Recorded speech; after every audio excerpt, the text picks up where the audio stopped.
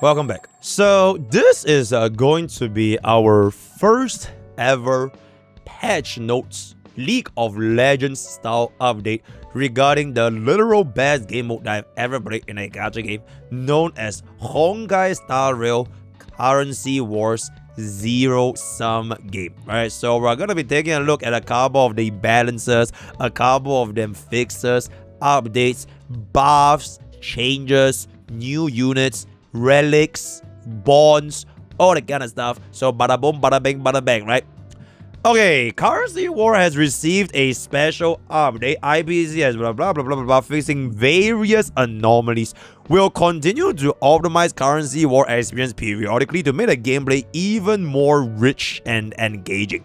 So it will be literally on Wednesday, right? So this will be going live on Wednesday, which is our first ever Currency War TFD patch notes. So let's take a look here. First things first. Fix an issue where DOT damage could incorrectly trigger Lucky Strike. Based on this, we will increase the power of DOT. Increase DOT amplification provided by the bond effect. I don't think this is going to be that crazy because DOT is basically made for the early game to get by, and then you can build other bonds from there, so that's kind of okay. And enhances damage directly caused by bonds, which increases progressively with node advancements in the play. Lightning Lord by Xianzhou will now deal increased damage as the nodes progresses. So we are gonna be having better Lightning Lord, better Pom Pom, better Giant Robot. Okay, so QQ Bite is gonna go crazy, right? This is gonna be Lightning Lord. I think this is probably a one-off, if not the weakest team in the entire game, because Wolfman is just like 2 scarf. Our break is absolutely fucking useless. AoE attack, I think the concept is fine, but the damage is once again not enough. Energy and DOT.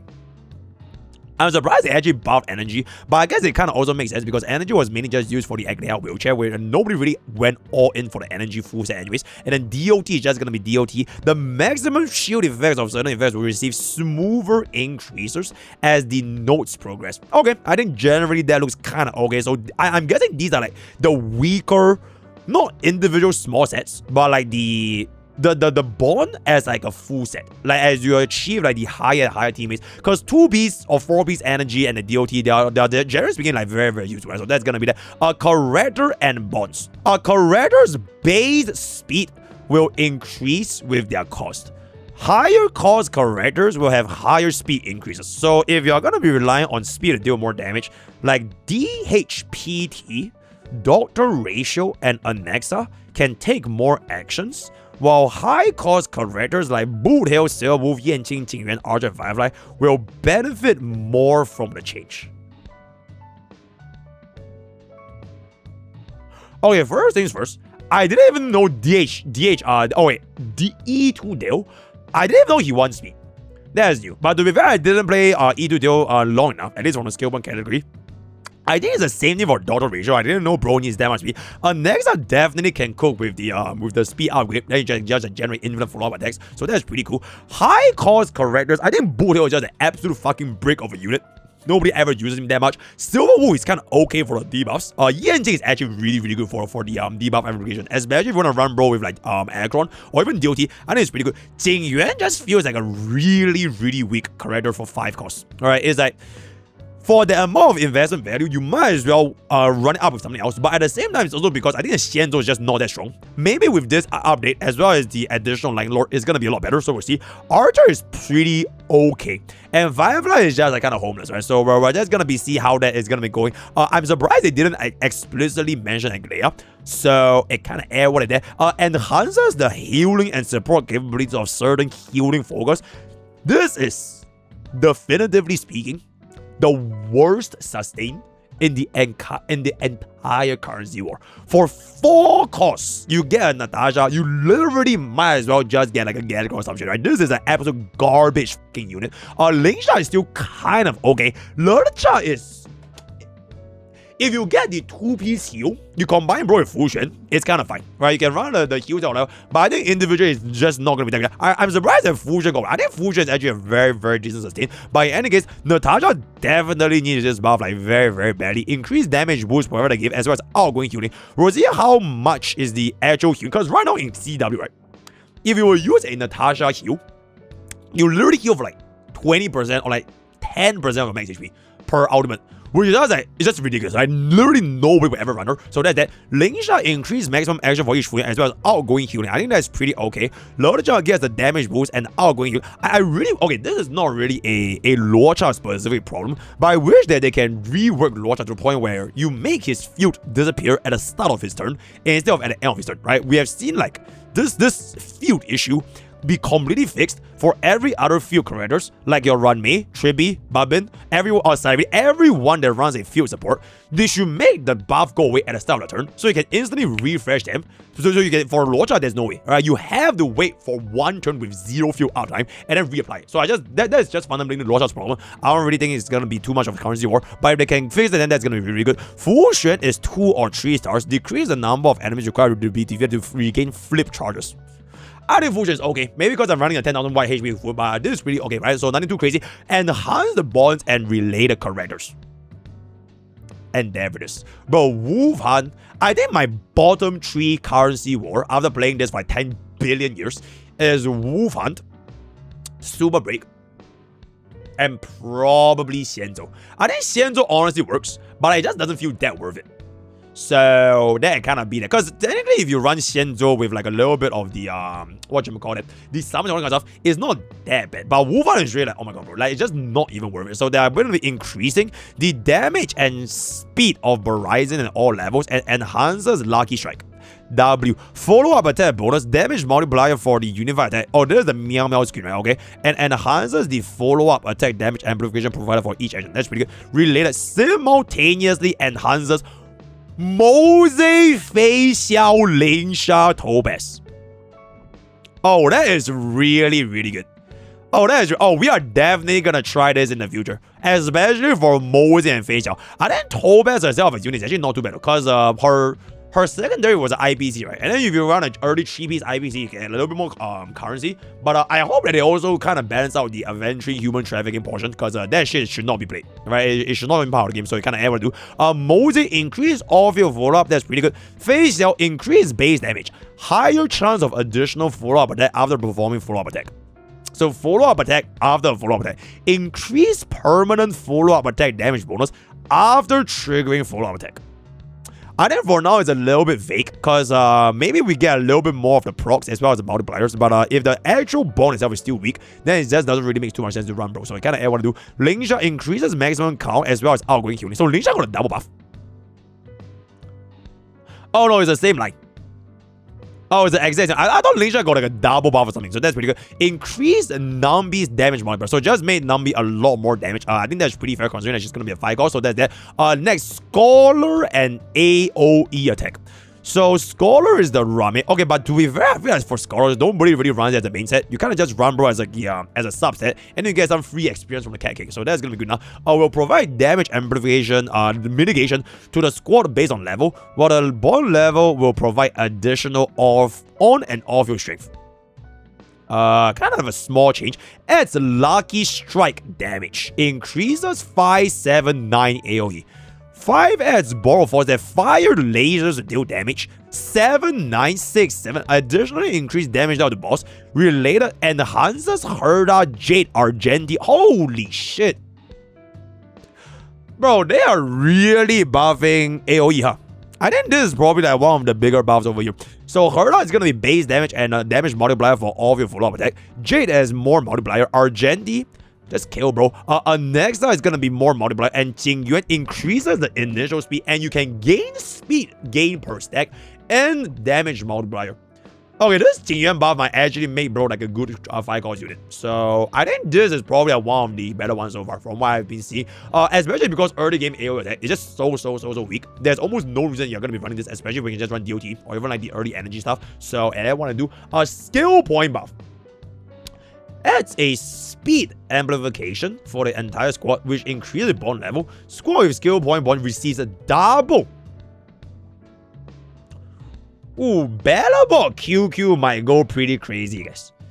Related characters. Oh wait, there's no battle book. Okay, so it's just gonna be E2 duo as well as Archer. They gain more action due to split amplification from the bond. So E2 duo increase the probability of Squama, Sangro, Sangda. So that's gonna be the dragon skills. After the teammates consume skill point, increase damage multiplier. So just make bro a little bit better. I think we can just find this out because whoa. I think we can eventually just find this out when we get it over there. I think for now, QQ battle block with the Shinzo summons is gonna be a little bit better just because the actual giant machine does quite a decent chunk of damage, right? Archer increased skill damage multiplier. Additionally, Mage bond. More temporary equipment to be materialized. 3-star Archer can fire more arrows in a single turn. Wow. Yo, chat, hear me out. I think the reason why they are buffing skill point bonds may or may not tie into future expansions. That's pretty interesting. Anyways, a break debuff, bro. Almost every single squad is getting some kind of buff, huh? So this is gonna be for the debuff. Increases 468 bond tier effects. Each stack of abdomen has true damage multiplier increase. Applies damage reduction to enemies, enhancing ally survivability. Will also provide additional on-field and off-field strength. Okay, chat. Me personally, as a proud Atk owner, I think debuff bond is honestly fine. It doesn't really feel that bad, especially, you know, I think we have gotten quite a couple of rounds of our Atk, but we'll see how that's going to be going for the rest of the free reports. Break bond, increased super break damage multiplier, removes the action very delay, allowing us to be broken more. I think this is a W move. I feel like the fundamental issue of like super break, right?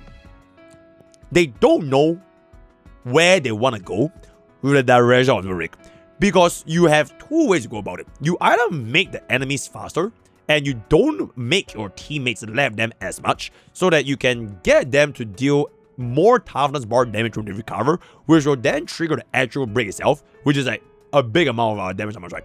Or you stall the enemies, right? You make them slower so that you can extend the duration in which they're gonna be within the Subric debuff time, or the Subric state, the weakness broken state, and then you let your Subric DPS deal more Subric damage. But the catch for that is you can't do any additional break anymore because they're already broken. So the closest thing that they have done with like the Path 2 was to add another set of toughness bar, which is via Fugue, right? They use Fugue's actual toughness to let you break again, but after that, it is kind of as far as it goes. And then they introduce Dahlia to allow you to deal super break damage, even assuming that the toughness bar cannot be damaged itself. But fundamentally speaking, it just feels very weird because you can't really decide whether you want enemies to recover as fast as possible or you want enemies to become slow. Because if the enemies recovers too fast, you can't even like break them fast enough. Because I imagine like, okay, like the upcoming MOC12 Cocolia, she's really fast. Especially with the toughness locked Bronya to pull up Cocolia. So if you break them at the wrong time, Bronya will instantly pull up Cocolia and she recovers completely. This doesn't really have too much to do with currency wars, but like it just sort of poses like as a problem for the entire break archetype, how they want to go about designing dealing the highest possible amount of damage. Like, do you want them to be broken more, or do you want them to be staying in the weakness broken state? And I think from this effect, it kind of shows that they are like moving away from their direction of keeping them in the weakness broken state, and they want to just go about it. Okay, just break them as many times as possible, right? So that's gonna be that. Ball effect will provide on-field option. That's great, nice. Galaxy Ranger, literally nobody plays Rabbi anymore. Stellaron Hunter. I don't think this is gonna be that crazy. This might be pretty decent for Blade. Right, Blade might be pretty decent. Rabba, Boot Hill, Lingsha, Yanqing, Firefly. Wow, chat. I wonder why they are buffing all three Super Break DPS on version 3.8 with the Super Break support. They could have just not buffed Rabbi and Bodhi, honestly, right? Literally, you might as well just buff Firefly, because literally nobody in this entire world even owns a Rabbi or Bodhi anymore. So I kind of add what to do. Improve Rabbi's empowerment, enhances basic attack toughness increase. Enemy weakness broken, Rabbi deals a bounce damage. Yo, that is a really nice buff, TBH. Actually, now that I think about it, why doesn't Rabbi have bounce damage? It's like kind of her biggest issues as a AoE break character is that once there's only a single unit left to be targeted and there's no bounce, she does a considerably lesser amount of damage compared to Firefly and especially compared to Burial. And the thing is, this bounce mechanic, it has been with us since Argenti, bro. Like, imagine being in the path of erudition. Even Argenti has a bounce mechanic. So, I'm kind of glad that they added this to Reba. Maybe if they would publish it in the actual official live server for the actual game, I think that would actually be really nice. So, maybe Reba buff in the future, who knows. Additionally, increase break damage, Burial, increase base damage. Increase bounce damage ratio for enhanced basic, and additional toughness bar reduction for ultimate. To be fair, for Burial, in currency war, he just feels kind of weak.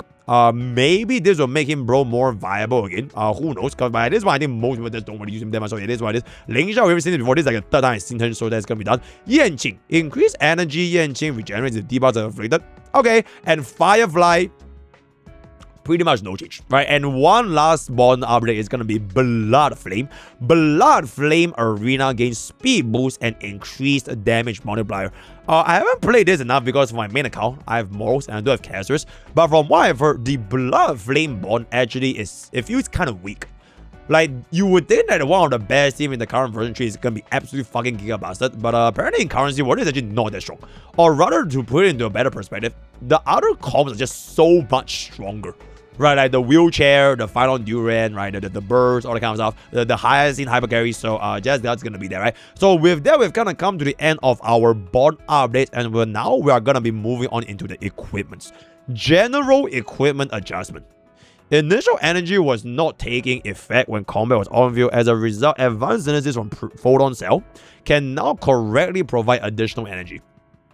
I actually didn't really know. I thought that every time we get the additional energy, it's always going to be applied. So that's going to be nice. Additional adjustments based on certain characters. Okay. Firestorm Surge. So this is like Facial's exclusive equipment. One of the best. Increase stackable per stack for better performance when stacked to sufficient level. So I think Facial is definitely going to be off a lot over here. Lightning Boots. Increase percentage of energy restored at the start. I think this is a pretty good change because otherwise nobody would really use this that much. So I think this gives this a little bit more of a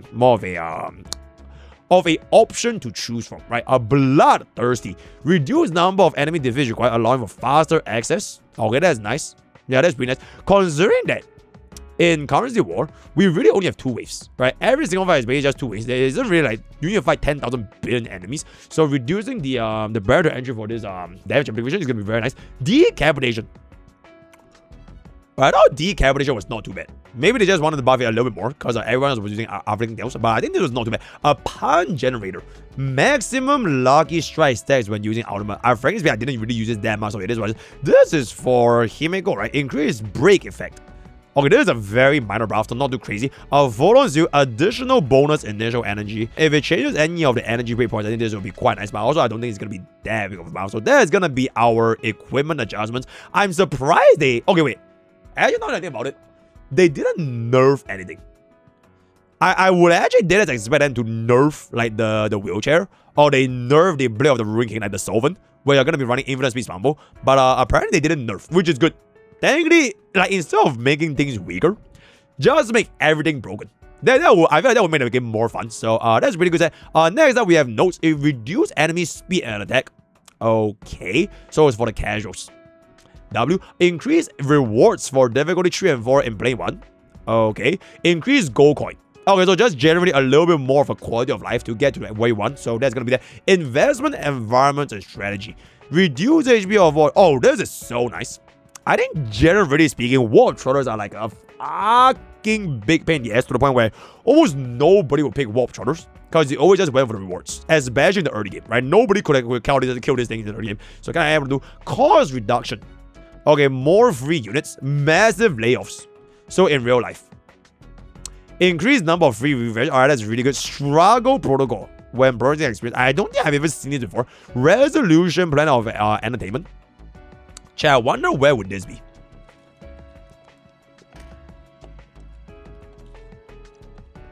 Reduces go-go requirements for converting to blah blah blah. Alright, very good. Personnel restructuring removes all characters and preparation change to sell all characters. Now you'll get go.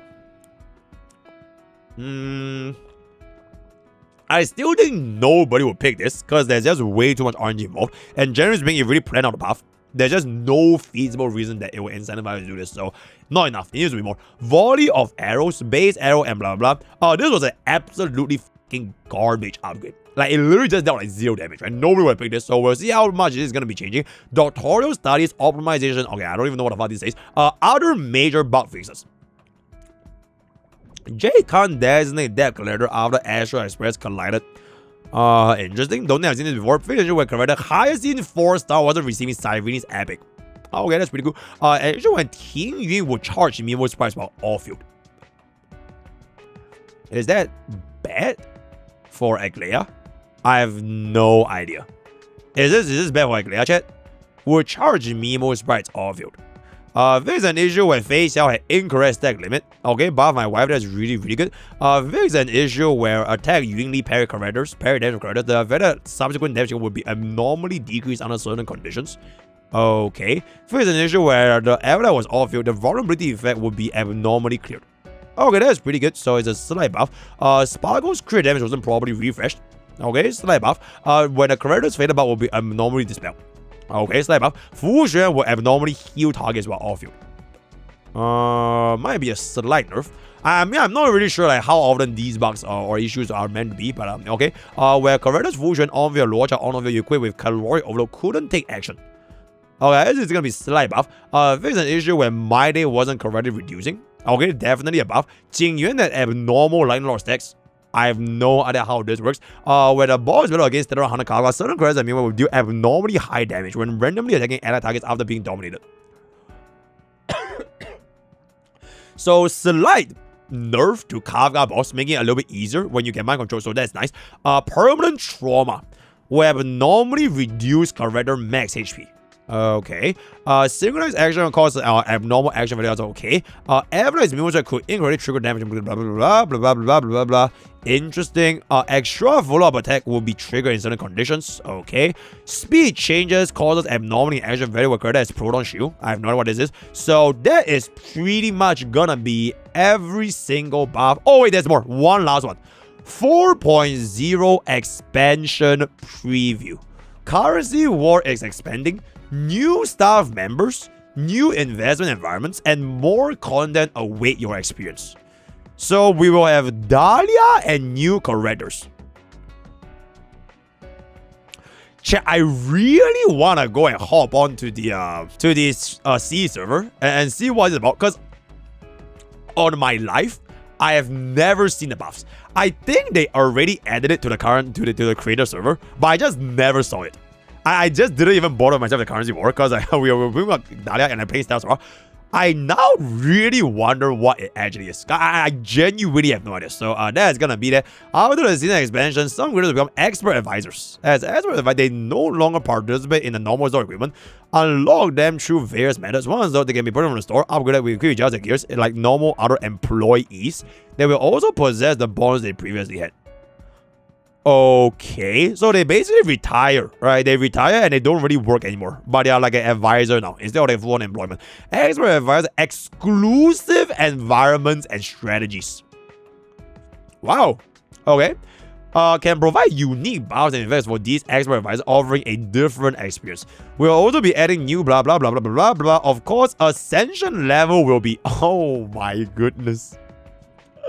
Just when you thought we were done, we were only just beginning, right? So that is pretty much gonna be our first ever currency war TFT patch update regarding HSR, which is gonna be coming in as of this time I'm recording 3 days from now. Let me know what you guys think in the comments below. Word of the day is gonna be T. Join Discord, join the use MrPokke for 10% off gamer subs. For the best, right? I am very good.